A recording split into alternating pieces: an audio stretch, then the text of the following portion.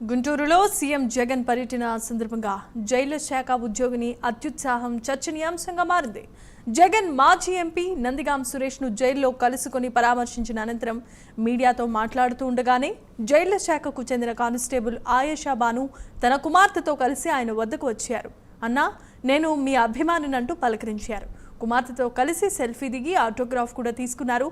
ఇలా ఉండగా యూనిఫామ్లో ఉండి ఆమె ఇలా చేయడం పట్ల పలువురు ఆశ్చర్యం వ్యక్తం చేస్తున్నారు.